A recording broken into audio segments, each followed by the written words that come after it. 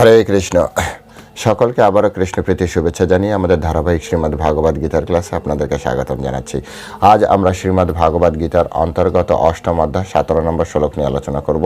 শ্লোকটা অত্যন্ত গুরুত্বপূর্ণ। এই শ্লোকের মাধ্যমে আমরা আমাদের ব্রহ্মাণ্ডের স্থিতিকাল সম্পর্কে জানতে পারি। কবে আমাদের ব্রহ্মাণ্ড অ্যাকচুয়ালি ধ্বংস হবে সে বিষয় সম্পর্কে আমরা সুন্দরভাবে জানতে পারবো। তো সেজন্য পুরো ভিডিওটি আপনারা দেখবেন, দেখার জন্য আমি অনুরোধ করছি। তো আর শুরুতে আমি ছোট্ট একটা অনুরোধ করতে চাই, যারা চ্যানেলে প্রথমে এসেছেন তারা অবশ্যই চ্যানেলটি সাবস্ক্রাইব করবেন এবং ভালো লাগলে ভিডিওটি লাইক করবেন এবং আপনার বন্ধু বান্ধব আত্মীয় স্বজন প্রত্যেকের কাছে ভিডিওটি শেয়ার করবেন। তো চলুন শুরু করি।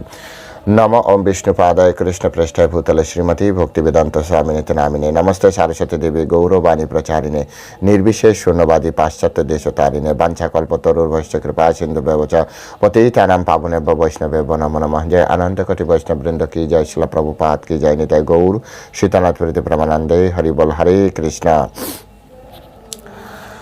ওম নমো ভগবতে বাসুদেবায়। ওম নমো ভগবতে বাসুদেবায়। ওম নমো ভগবতে বাসুদেবায়। শ্রীমদ্ ভাগবত গীতা অষ্টম অধ্যায় অক্ষর ব্রহ্মযোগ শ্লোক নাম্বার 17। সহস্র যুগ পর্যন্তাম আহ ইয়ত ব্রহ্মণা বিদু রাত্রিম যুগ সহস্রান্ত্বাম তে অহরাত্র বিদু জনা। সহস্র যুগ পর্যন্তাম আহ ইয়ত ব্রহ্মণা বিদু রাত্রি যুগ সহস্রান্ত্বাম তে অহরাত্র বিদু জনা। হরে কৃষ্ণ। এখন আমরা এই সংস্কৃত শ্লোকে শিল প্রভুপাদ কর্তৃক যে বাংলা ভাষানুবাদ দেওয়া হয়েছে সেই ভাষানুবাদ আমরা শ্রবণ করব। অনুবাদ: মনুষ্য মানে সহস্র যুগে ব্রহ্মার এক দিন এবং সহস্র চতুর্যুগে তার এক রাত্রি হয়। এভাবেই যারা জানেন তারা দিবারাত্রির তত্ত্ববেত্তা। আমি আরেকবার পড়ছি। মনুষ্য মানে সহস্র চতুর্যুগে ব্রহ্মার এক দিন হয় এবং সহস্র চতুর্যুগে তার এক রাত্রি হয়। এভাবেই যারা জানেন তারা দিবারাত্রির তত্ত্ববেত্তা। হরে কৃষ্ণ। জয় শিল প্রভুপাদ কি জয়। তো এখন আমরা এই সংস্কৃত শ্লোকের উপরে শিল প্রভুপাদ কর্তৃক যে তাৎপর্য দেওয়া হয়েছে, সাথে সাথে বলদেব বিদ্যাভূষণ এবং শিল বিশ্বনাথ চক্রবর্তী ঠাকুর ওনারা যে তাৎপর্য প্রদান করেছেন, সেই তাৎপর্যের আলোকে আমরা এই শ্লোকটি হৃদয়ঙ্গম করার চেষ্টা করব। তো চলুন শুরু করি। প্রথমে একটু হরে কৃষ্ণ মহামন্ত্র কীর্তন করি। হরে কৃষ্ণ কৃষ্ণ কৃষ্ণ হরে হরে, হরে রাম রাম রাম হরে হরে। জয়। তো এখানে খুব স্পষ্টভাবে এখানে আমরা দেখতে পাচ্ছি যে আমাদের এই যে ব্রহ্মাণ্ডের আয়ু কি, কতদিন, সেই বিষয় সম্পর্কে পরমেশ্বর ভগবান শ্রীকৃষ্ণ সুন্দরভাবে বলছেন।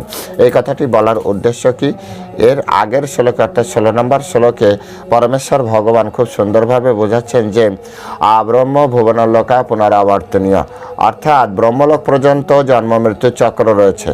এটা কতটা গুরুত্বপূর্ণ বিষয়। আমাদের শুধু মনুষ্য লোকেই যে মৃত্যু হয় এমন নয়, মনুষ্য লোকের পরেও আমাদের মৃত্যু হয়, এমনকি ব্রহ্মারও মৃত্যু হয়। কিন্তু মানুষের হিসেবে ব্রহ্মার আয়ু কতটা সেই বিষয়টা বোঝানোর জন্য, বা এই ব্রহ্মাণ্ডের স্থিতি কতদিন সেই বিষয়টা বোঝানোর জন্যই পরমেশ্বর ভগবান এখানে এই কথাগুলি বলছেন।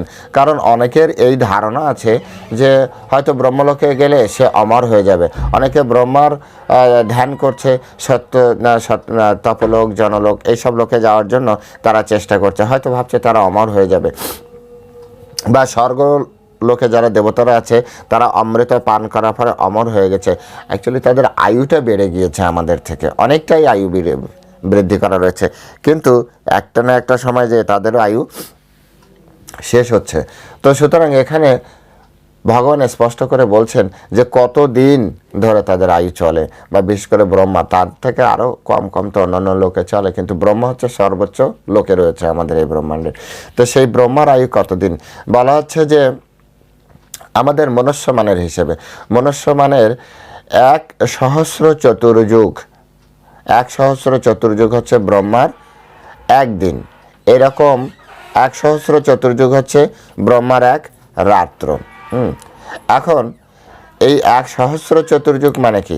এখন আমাদের দেখতে হবে চতুর্যুগের হিসাব কি।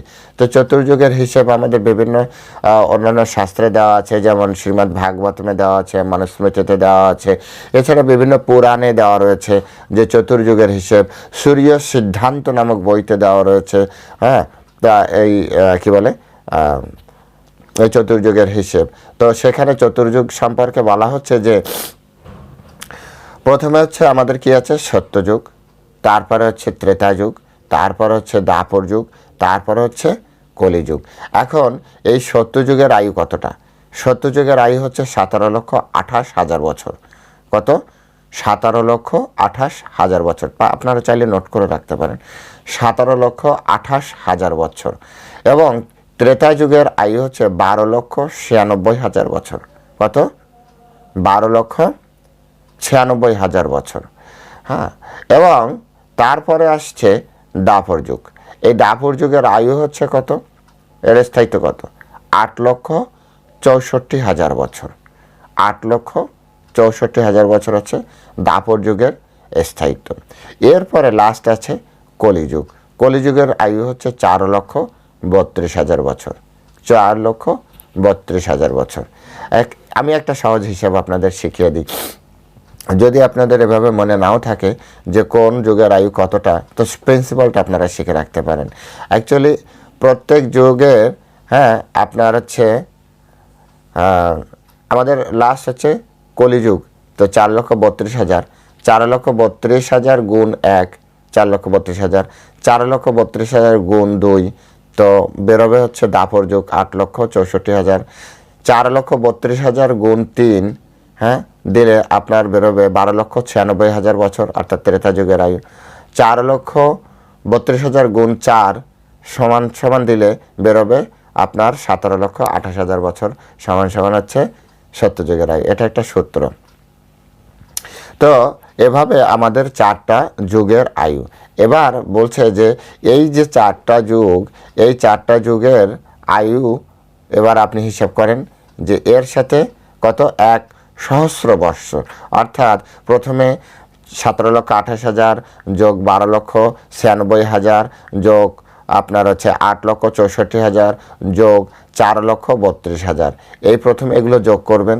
তার সাথে আপনি গুণন দিবেন 1,000 বৎসর, 1,000 দিবেন, দিলে 1 সহস্র চতুর্যুগ, 1 সহস্র অর্থাৎ 1,000 চতুর্যুগ হলে ব্রহ্মার একটি দিন হলো। হ্যাঁ, ব্রহ্মার একটি দিন হলো। এবং তারপরে আবার এরকম যে পরিমাণ দাঁড়াবে, ক্যালকুলেশন আপনারা করে নেবেন, এরকম একটা দিন হলো। তারপরে আবার এর এইরকমই আরেকটা সংখ্যা সেম, হ্যাঁ, সেটি হচ্ছে ব্রহ্মার একটি রাত। এটাকে বলা হয় দিবারাত্র বা অহরাত্র। দিন রাত মিলে আমাদের মনুষ্য মানে যেমন দিন আসে রাত আসে, দুটো মিলে হচ্ছে একটা দিন। তো ঠিক অহরাত্র বা দিবারাত্র মিলে ব্রহ্মার একটি দিন। এভাবে ব্রহ্মার আয়ু হচ্ছে বেশি না। এখানে বলা হচ্ছে যে ব্রহ্মার আয়ু মাত্র 100 বছর। ব্রহ্মা খুব বেশি দিন বাঁচেন না, উনি 100 বছর ওনার আয়ু থাকে। এই 100 বছর উনি এই ব্রহ্মাণ্ডের আধিপত্য করেন। এই 100 বছরে উনি এই ব্রহ্মাণ্ড পরিচালনা করবেন, তারপরে এই ব্রহ্মাণ্ড সম্পূর্ণভাবে লয় হয়ে যাবে। হ্যাঁ, এখন কথা হচ্ছে যে আমাদের বর্তমান স্থিতি কোথায়, আমরা কোন জায়গাটায় আছি। আমাদেরকে বলা হচ্ছে যে একটা ব্রহ্মার একটা দিনে 71টা আপনার 14টা মন্বন্তর চলে। 14টা মন্বন্তর, 71 না, 14 মন্বন্তর চলে। এই 14 মন্বন্তরের ভিতরে আমরা আছি 7ম মন্বন্তরে। কততম? 7ম মন্বন্তরে। আচ্ছা, একটা মন্বন্তরে 71টা চতুর্যুগ থাকে। একটা মন্বন্তরে 71টা চতুর্যুগ থাকে। তাহলে আমাদের এর আগে আমরা 7ম মন্বন্তরে আছি, তাহলে 6টা মন্বন্তর অলরেডি চলে গিয়েছে। তাহলে 6টা মন্বন্তর গুণন আপনি 71 চতুর্যুগ হিসেবে আপনি হিসাব করে দেখুন। আর আমাদের মন্বন্তরের আমরা অষ্টবিংশ চতুর্যুগে আছি, অর্থাৎ বৈবস্বত মন্বন্তরের অষ্টবিংশ চতুর্যুগে আছে, 28তম চতুর্যুগে। 28তম চতুর্যুগের আমাদের অলরেডি সত্য, ত্রেতা, দ্বাপর, হ্যাঁ, এটি চলে গিয়েছে কলির প্রায় 5,000 বছর চলছে, 5,500 মতো কলি চলছে। তো এরপরে সপ্তম মন্বন্তর, তাহলে এরপরে আরও 7টা মন্বন্তর রয়ে গিয়েছে এই দিনে। এবার আপনারা হিসাব করে দেখতে পারবেন যে আমাদের ব্রহ্মাণ্ডের আর কতদিন বাকি আছে, টোটাল ইউনিভার্স নষ্ট হয়ে যাবে, একেবারে সম্পূর্ণভাবে লয় হয়ে যাবে। এর ভিতরে ভিতরে আবার কি হয়, ব্রহ্মার যখন রাত্র হয় না, অর্থাৎ 1000 প্রথম দিনের 1000 চতুর্যুগের পরে ব্রহ্মার যখন রাত্র হয়, তখন এই ব্রহ্মাণ্ড জলে মগ্ন হয়ে যায়। ব্রহ্মাণ্ড সম্পূর্ণরূপে ধ্বংস হয় না, কিন্তু ব্রহ্মাণ্ড সৃষ্টি নষ্ট হয়ে যায়, অর্থাৎ প্রতিদিন ব্রহ্মা নূতন করে সৃষ্টি করে, সব কিছু নূতন সেটআপমেন্ট থাকে। তো তখনও ব্রহ্মাণ্ড ধ্বংস হবে না, কিন্তু ব্রহ্মাণ্ডের জীব সকল নষ্ট হয়ে যাবে। আচ্ছা, এটি গেল কল্প। তারপরে মন্বন্তর। মন্বন্তর চতুর্যুগের থেকে শুরু করি। চতুর্যুগ যখন শেষ হয়, অর্থাৎ সত্য, ত্রেতা, দাপর, কলি। সত্যযুগ থেকে যখন দাপর যুগে, ত্রেতা যুগে যায়, তখন মাঝখানে একটা বড় ধরনের চেঞ্জেস আসে, যেটাকে বলা হয় যুগ সন্ধিক্ষণ। এই সময়টা যুগ একটা যুগ থেকে আরেকটা যুগে টার্ন করে। এই টার্নিং পয়েন্টে আপনার অনেক বিপর্যয় ঘটে, যেটাকে বলা হয় শাস্ত্রের ভাষায় খণ্ড প্রলয়। খণ্ড প্রলয়, তখন বিভিন্ন ধরনের সমস্যা হয়, রাজনৈতিক গোলযোগ শুরু হয়, তারপরে আপনার ভৌগোলিক পরিবর্তন, এতটা মানে ট্রিমেন্ডিয়াস পরিবর্তন যেটাকে বলা হয়, অত্যন্ত ব্যাপক পরিবর্তন হয়, যে সময়টা মানুষ মেনে নিতে পারেন। এবং অসংখ্য জীব, এটাকে বলা হয় ব্যালেন্স করার জন্য অসংখ্য জীব নষ্ট মানে নিহত হয়ে যায়। শুধুমাত্র যারা সেই যুগের জন্য উপযুক্ত তারাই শুধু পরবর্তী যুগে জাম্প করে, আর বাকিটা সবাই তারা এই যুগে রয়ে যায়। আচ্ছা, এরপরে চতুর্যুগের, এটা গেল যুগের পরিবর্তন। এক যুগ থেকে, অর্থাৎ সত্য থেকে ত্রেতা, ত্রেতা থেকে দাপর, দাপর থেকে কলি। দাপর থেকে কলিতে শুধু তারাই যাবে যারা কলি যুগের জন্য উপযুক্ত, তারা, আর বাকি সবাই দাপর যুগে রয়ে যাবে। যাদের ভিতরে কলিযুগের মতো অতটা সততা, মানে অতটা অসৎ গুণাবলী যদি না থাকে, তাহলে সে কোনোভাবেই আর এখানে আসতে পারবে না, কি বলে, এই কলিযুগে আসতে পারবে না। ঠিক একইভাবে এই কলির পরে আবার সত্যযুগ শুরু হবে। তো সত্যযুগে কারা থাকবে? যারা সব থেকে সৎ ব্যক্তি। সত্যযুগে মানুষের ধর্ম সম্পূর্ণরূপে অটুট থাকে। সত্যযুগের মানুষ ধর্ম ছাড়া কিছু বোঝে না। এই কলির, আমরা এখন কলিযুগে আছি, এই কলির শেষে আবার সত্যযুগ শুরু হবে। আবার সত্যযুগ কলিযুগের শেষে শুরু হবে। আর কলিযুগের শেষে পরমেশ্বর ভগবান শ্রীকৃষ্ণ বা শ্রী বিষ্ণু, তিনি ভগবান কল্কি রূপে এই যুগে অবতীর্ণ হবেন, এবং তিনি এসে যত অধার্মিক আছে, সনাতন ধর্ম অবলম্বীবিহীন যারা আছে, তাদেরকে পরমেশ্বর ভগবান হত্যা করবেন। এবং বেদ নিয়ে যারা চলছে, শাস্ত্রের আলোকে যারা জীবনযাপন করছে, তারাই শুধুমাত্র বেঁচে থাকবে, তাদেরকে বাঁচিয়ে রাখা হবে। এবং পরবর্তীতে তাদেরকে সত্যযুগে, কলিযুগ আসবে, মানে ভগবান কল্কি অবতার হবে, মানে কি, আপনার সত্যযুগ আপনার হচ্ছে হয়ে যাবে, শুরু হয়ে যাবে সত্যযুগের আপনার সত্যযুগ শুরু হবে না, ভগবান কল্কি যাবে মানে সত্যযুগ শুরু হয়ে যাবে। ভগবান সত্যযুগের শুরু করে তারপরে এখান থেকে চলে যাবেন। শুধুমাত্র যারা পিওর ভক্ত, একেবারে পরমেশ্বর ভগবান শ্রীকৃষ্ণের অত্যন্ত প্রিয়র ভক্ত, যাদের ভিতরে ভক্তি ছাড়া অন্য কিছু নেই, যারা ভগবান ছাড়া কিছু বোঝে না, এই ধরনের ভক্তরাই শুধুমাত্র, যারা বেদ মন্ত্র উচ্চারণ করতে পারেন, করার জন্য যাদের অ্যাবিলিটি আছে। এখন কলিযুগের মানুষ অধপতিত, এটা ঠিক আছে, কিন্তু কলিযুগেও এমন অনেকে আছেন যারা সত্যি সত্যিই শুদ্ধ স্তর অবস্থান করছে। তাদের সংখ্যা এত কম যে সেগুলো হয়তো আমাদের জনসম্মুখে আসছে না। তারা বিভিন্ন জায়গায় একাগ্র চিত্তে বেদ অধ্যয়ন করছে, তাদের একটা আলাদা দুনিয়া আছে, তারা নিজেদের মতো করে জীবনযাপন করছেন, শাস্ত্র নিয়েই তারা জীবনযাপন করছেন। তারা এই ভৌতিক জগতের সাথে কি আসছে কি যাচ্ছে তাদের এত লেনাদেনা নেই। তারা ভগবানের কৃপায়, ভগবানই তাদেরকে বিভিন্নভাবে বাঁচিয়ে রেখেছেন, ভগবান তাদের বিভিন্নভাবে সব কিছু প্রদান করছেন। এরা কোথায় আছে, কিভাবে আছে, হয়তো আমার আপনার সামনে আছে, কিন্তু আমি আপনি চিনতে পারি না, এরকম। অথবা তারা কোনো একটা জায়গায় গহীন গ্রামে, অথবা কোনো হিমালয় কোনো এক জায়গায় তারা জীবনযাপন করছে, এরকমভাবে আমাদেরকে বিচার করতে হবে। তারা আছেন, এক কথায় তারা এই জগতে আছেন। আপনার প্রতিবেশীর ভিতরেও এরকম থাকতে পারে যারা সুন্দর জীবনযাপন করছেন। তবে এখনই এটা চিন্তা করার কোনো দরকার নেই, কারণ এখন সবেমাত্র 5,000 বা 5,500 বছর আমাদের কলিযুগের আয়ু চলছে। এখনও আমাদের 4,27,000 বছর বাকি আছে কলিযুগের আয়ু। 4,27,000 বছর বাকি আছে। এখন এর ভিতরে কি হবে? এর ভিতরে মাঝে মাঝে বিভিন্ন ধরনের প্রলয় আসবে, কারণ এতটা বড় দিন না, এটাকে মেনটেন একটানা যদি খারাপ হতে থাকে তাহলে তো ধরিত্রী মাতাই হয়ে যাবে, অ্যাবসেন্ট হয়ে যাবে, কি বলা যায়, মানে হতাশ হয়ে যাবে। তাই মাঝে মাঝে কি হবে, মাঝে মাঝে বিভিন্ন ধরনের প্রবলেম, প্রাকৃতিক দুর্যোগ বা বিভিন্ন ধরনের পলিটিক্যাল বা বিভিন্ন ধরনের যুদ্ধ বিগ্রহ এইসবের মাধ্যমে কি হবে, পৃথিবীর একটা ব্যালেন্স করে চলবে সবসময়। এটা প্রতি যুগেই চলেছে।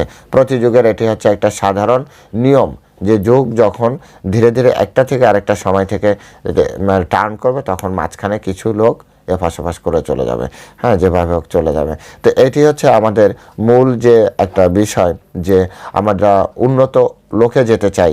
অনেকে তপস্যা করে, এই কথাটি বলার উদ্দেশ্য হচ্ছে যারা বিভিন্ন লোকে যাওয়ার জন্য তপস্যা করছে, পরমেশ্বর ভগবান বলছে তুমি ও লোকে গেলেও তোমার কিন্তু কোনো রকম মাপ নেই, তুমি ওখান থেকে তুমি অমর হয়ে যাবে এমন নয়। অমৃতের জন্য এই যে কিছুকাল আগে আপনার কি গেল, অমৃত যোগ অর্থাৎ কুম্ভ মেলায় সকলে গেলেন। তো সেখানে কুম্ভ মেলায় যে অমৃত পেয়ে কী হবে, কতদিন আয়ু হবে? দেবতাদের আয়ু শেষ আছে, দেবতাদের তপস্বীদের আয়ু শেষ আছে, এমনকি ব্রহ্মার আয়ুও শেষ আছে। শুধু ব্রহ্মার আয়ু না, এই ব্রহ্মাণ্ড একদিন ধ্বংস হয়ে যাবে, কিচ্ছু থাকবে না, ফাঁকা শূন্যতে পরিণত হবে, শূন্য, কিছুই থাকবে না। সব কিছু পরমেশ্বর ভগবান বিষ্ণুর আপনার তার শরীরে প্রবেশ করে যাবে। সমস্ত জীব আত্মা সব তার শরীরে প্রবেশ করবে। শুধু কারা ভগবত ধাম যাবে? যারা ভগবানের নাম গুণগান কীর্তন নিয়ে থাকবে। যারা ভগবত ধামে যাওয়ার জন্য তারা ডাইরেক্ট ভগবত ধামে যাবে।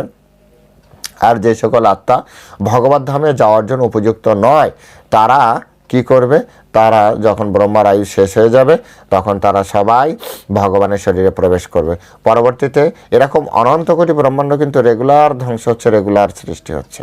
তাই পরবর্তীতে যখন আবার ব্রহ্মাণ্ড তৈরি হবে বা যে ব্রহ্মাণ্ড তৈরি হয়ে রয়েছে সেই ব্রহ্মাণ্ডে সেই আত্মা সেই ভাব নিয়ে আবার জন্মগ্রহণ করবে।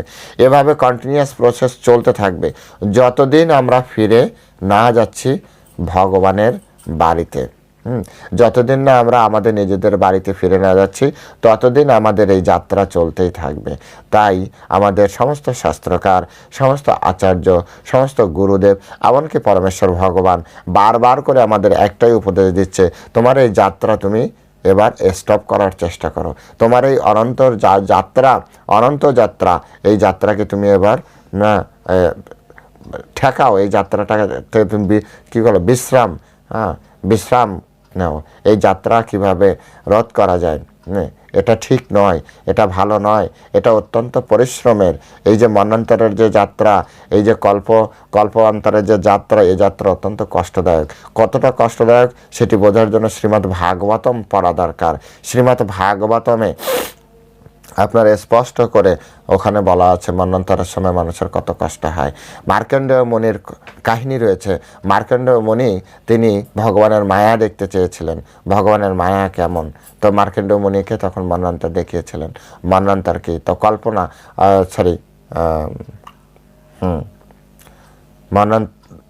কল্পান্তর দেখিয়েছিলেন, অর্থাৎ এক কল্প থেকে আর এক কল্পে কখনো কীভাবে যাত্রা করছে। তো সেখানে সমস্ত কিছু জলমগ্ন হয়ে গেলেন, সব কিছু জলমগ্ন হয়ে গেলেন, এবং তারপরে তিনি এই জলের ভিতরে সাঁতরে বেড়াচ্ছেন। খুবই কষ্টদায়ক, খুবই কঠিন একটি সিচুয়েশন। তো সেটিও দেখিয়েছে। এবং এগুলো কিন্তু কল্পনাপ্রসূত নয়। আপনারা এমন ভাববেন না যে আমাদের সনাতন ধর্মে এগুলি হয়তো কল্পনা করে করে লেখা হয়েছে। যাদের হৃদয় ছোট, যাদের চেতনা শক্তি ছোট, তারাই শুধু ভাবে যে এটি এটি কল্পকাহিনী। এটি কল্পকাহিনী নয়, এটি হচ্ছে পরম সত্য কথা। যার মেধা অনুন্নত, যার ক্যাপাসিটি কম, সে শুধু বুঝতে পারে না।